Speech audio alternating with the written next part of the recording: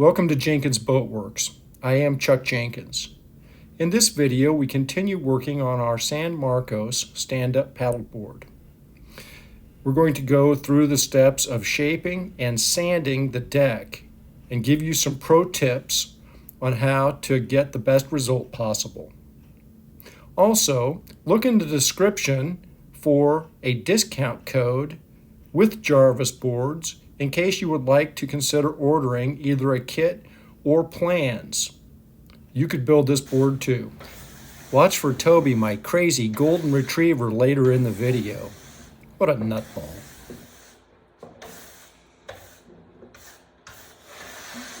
What I have run into is we have a strip of mahogany down the middle, and then one here and one here. And these strips were not quite the same thickness as the cedar. And the result is that we've got places where there's a little lip. Now, I have this off of here just with this little Stanley block plane, but like right there, I can still feel it. It's just still there. In most of the rest of the places, we're pretty smooth. The other thing that I've been worrying about is glue marks. So like here, as hard as I tried to wipe glue off, there's still places where it's on there. So like run over that with the plane and try to get that glue mark off of there.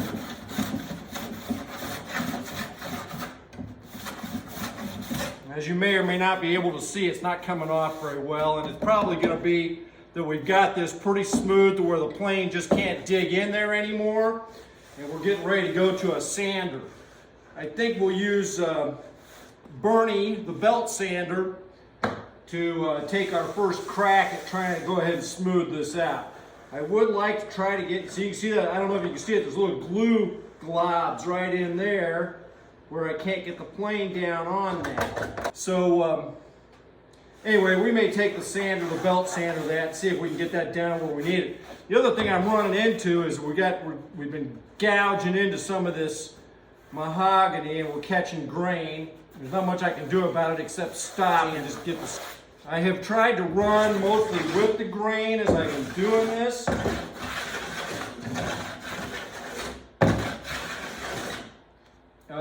In some cases, I have come across diagonally, especially in these places where I'm trying to catch these edges here.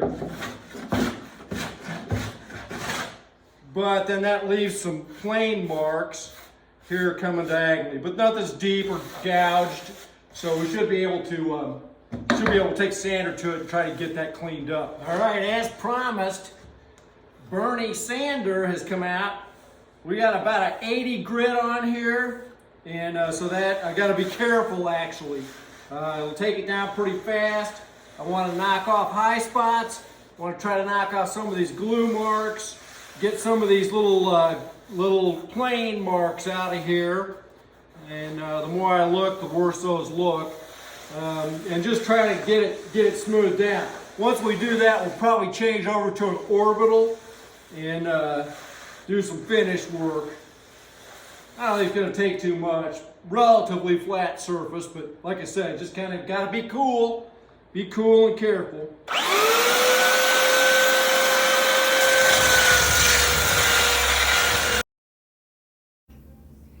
Although I don't show it, I vacuumed sawdust off of the belt of this sander several times. It kept the belt working at its optimal efficiency. I've cut out so much. This sanding process took nearly all day.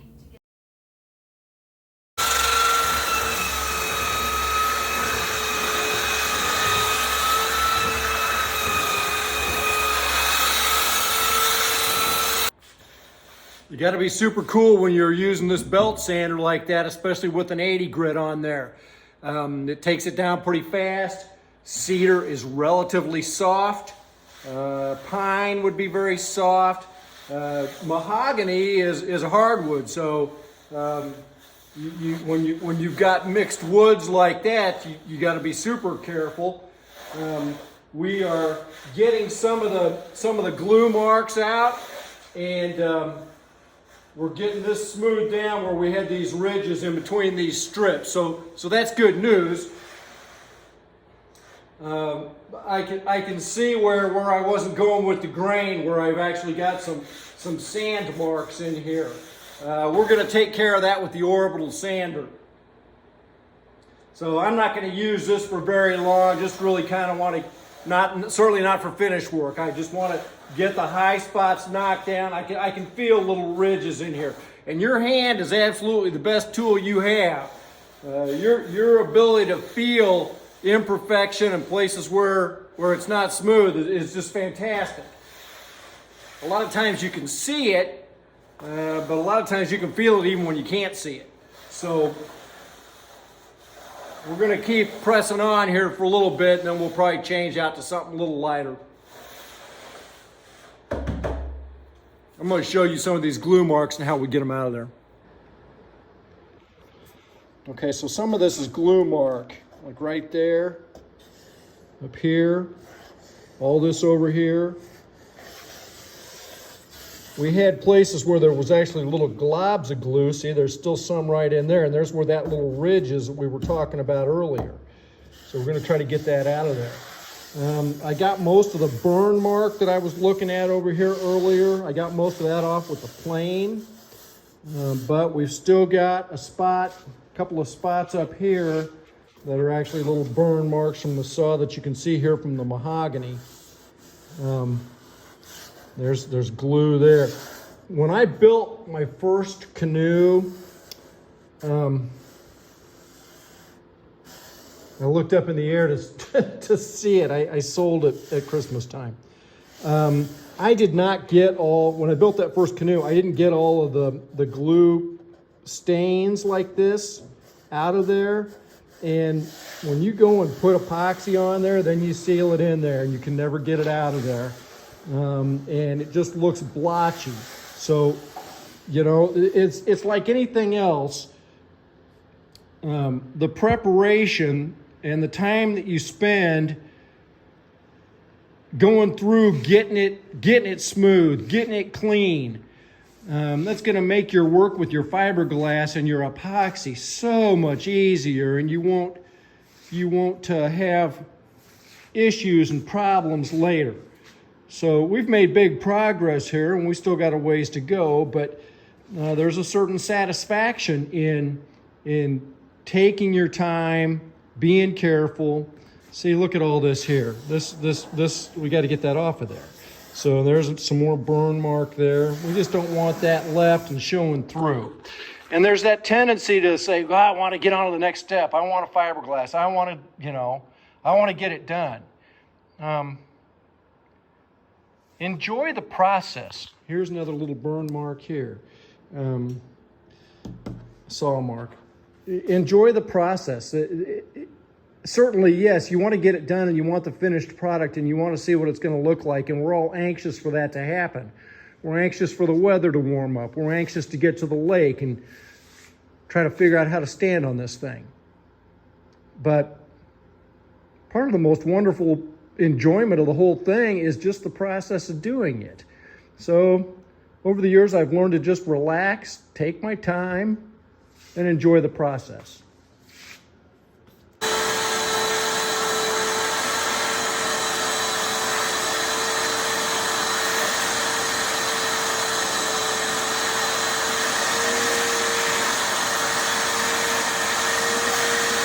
Still got this little ridge right here, but we're getting there. So it's way better than it was. Sometimes the belt sander can cause more problems.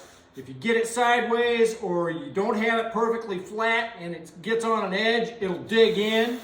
We had a little mark right here that I really had to work on to get back out. And so that's why I want to use the belt sander mostly for really knocking off these high spots.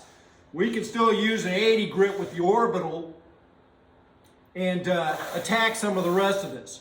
One of the other things that's nice about the belt sander is that you can't just dig into a little spot. You got to keep it flat and it takes everything down and makes it all smooth. There's a tendency with an orbital to get in there, get that little ridge off. I don't want to feel imperfections with my feet when I'm on this thing. So we're making good progress. It is important to clean it up every once in a while. I was vacuuming. Sometimes you can't see where the rest of what you need to do is. So like here, there's still glue mark.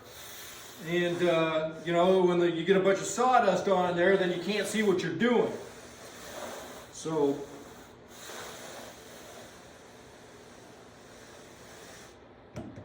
slow and steady wins the race. I wasn't wearing a mask earlier and I have breathed in some of this cedar dust. I know I'm allergic to it, and I'm going to probably pay that price later on this afternoon and this evening. So let's don't make it worse. I'm going to put a mask on. I'm going to take the belt sander back on here and kind of get those places that I can now see. Some of this here. I haven't done much up on that end up there.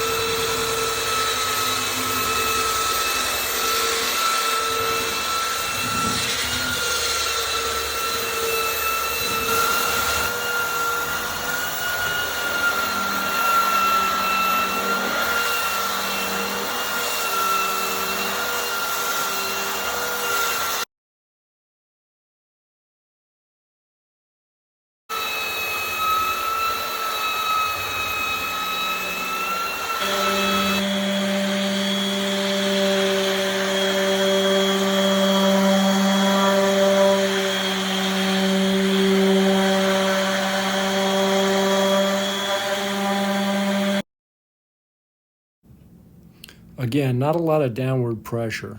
Keep it flat, change your paper often. I used 4 different pieces of paper in this particular time. Watch as I use my fingers to show where I need to go. You can feel where you need to sand. So all of this process is really important in order to get a nice, smooth finish. And like I said before, your fingers are your best tool. You can feel if there's ridges, if it's rough. And so now we've gone over this whole thing with the belt sander with an 80 grit. I did find that I had some 60 grit for my Craftsman orbital sander. That's the red sander that I've been using. I also have a Festool orbital sander, but I don't find that it works as well for rough stuff. It's better for finish work. So we're gonna likely switch to that here in a little bit, but for the time being, I've been using the Craftsman. We talked about sanding out the glue and the glue stains, and we pretty much have accomplished all that.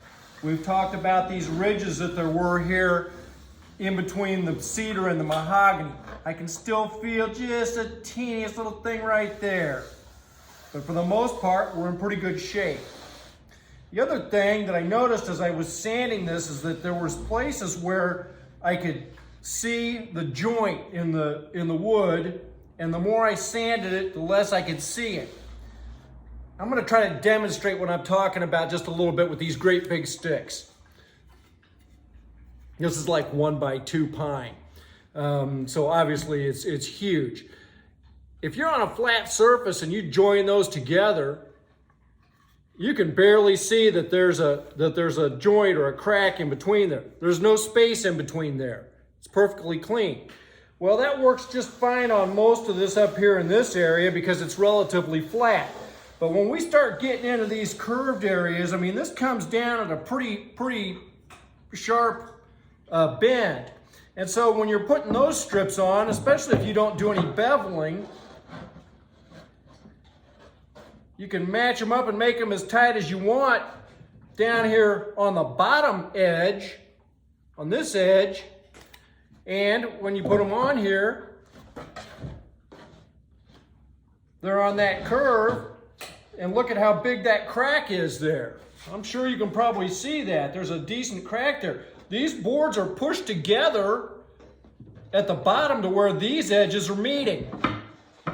So what we did when we were putting this together is we would take the plane and we would trim off this inside edge and try to get a bevel on there so that when it was laid down on this curve, it would match up here.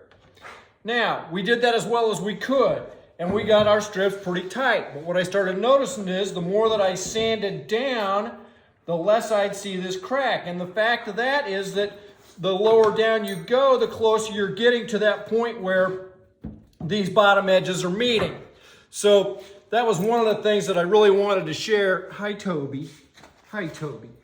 That I really wanted to share about, going ahead and doing a lot of sanding, because it really can make a difference, and it can look like you closed up some of your gaps. I just noticed this, and it really helps to illustrate this point. This is the end of the board, the front end. The bottom here was our deck, the bottom of it that we did first. It's relatively flat.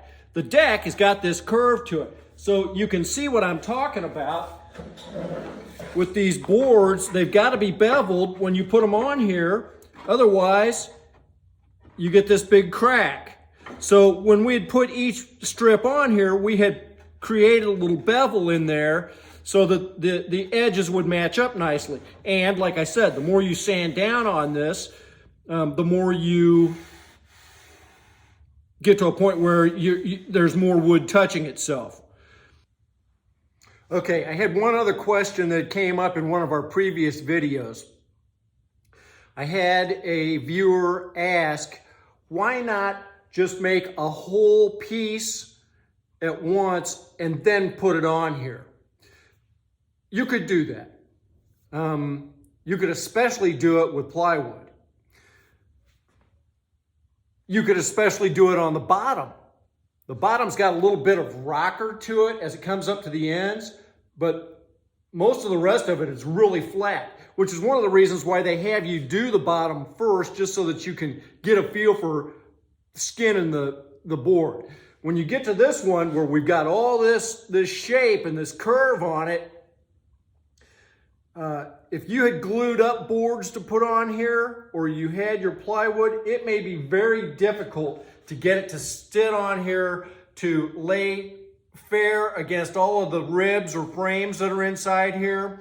Getting it to actually glue and attach to all those frames would be extremely difficult. Your blocking points, like here's a hole and a hole, these are where we have our styrofoam blocks inside there for what will be where our leash attachment points are. If you just laid a whole thing on top there all at once, it'd be really hard to know where those were. You could lose track of those in a big hurry. Clearly there would be other ways that you could mark where they are, or measure, or make a template, but that's another reason why I did not do it that way.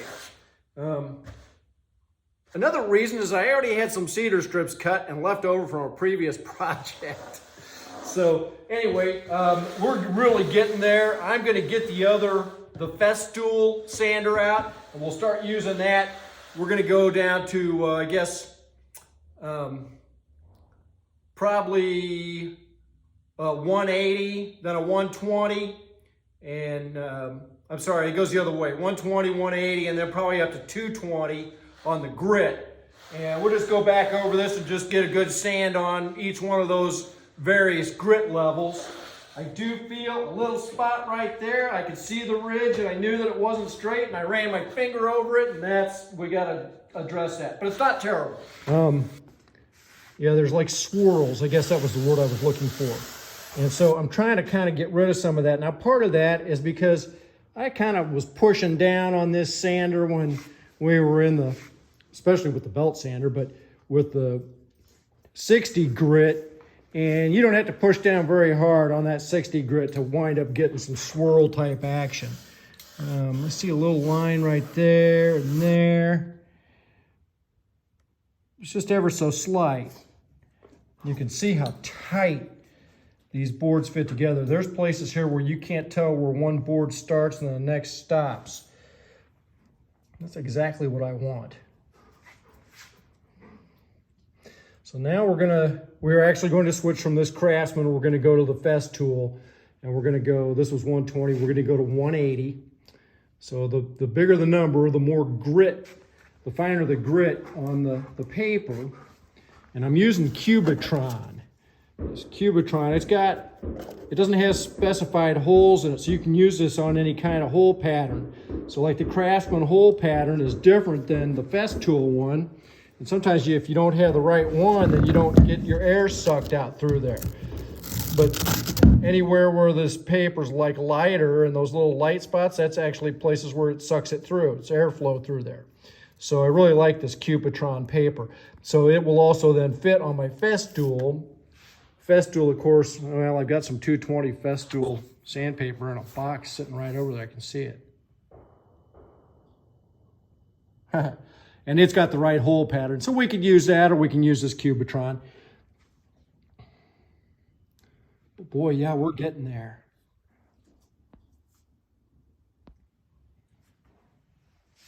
It's really looking nice. Really looking good. Boy, I'm anxious to get some epoxy on here and see how this grain pops, because I'm sure it's going to, especially that mahogany.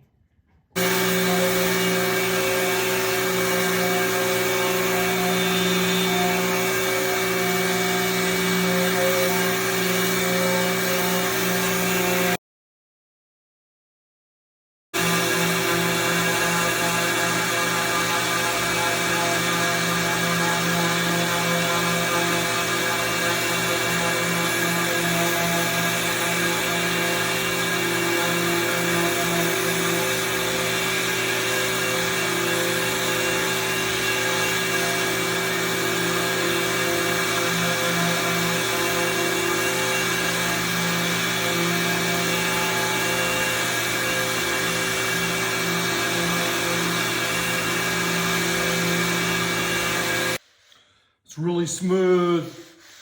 I think the 180 is good enough. I don't think we're going to go down to 220. At least not right now. We got to start putting the rails on, and so I don't want to get this all perfect and then ding it up. I don't expect we're going to do that anyway. There's some dust still on here, so we're going to wipe that off of there. We'll take some water and alcohol to start with. Maybe just wipe it off with a towel first and then do that.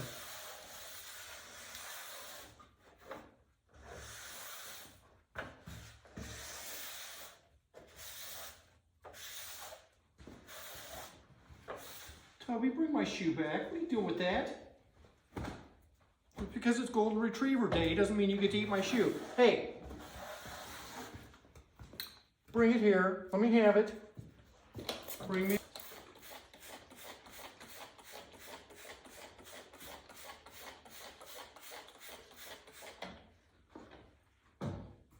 Give you an idea what it's going to look like once it gets a finish on it.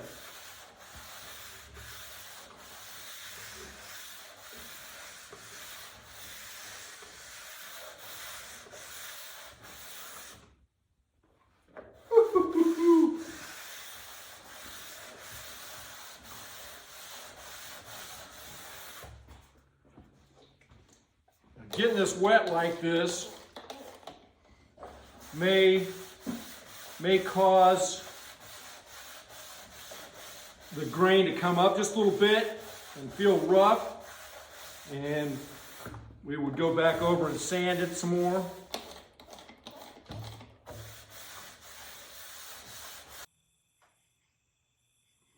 If you like the video, remember to like and subscribe.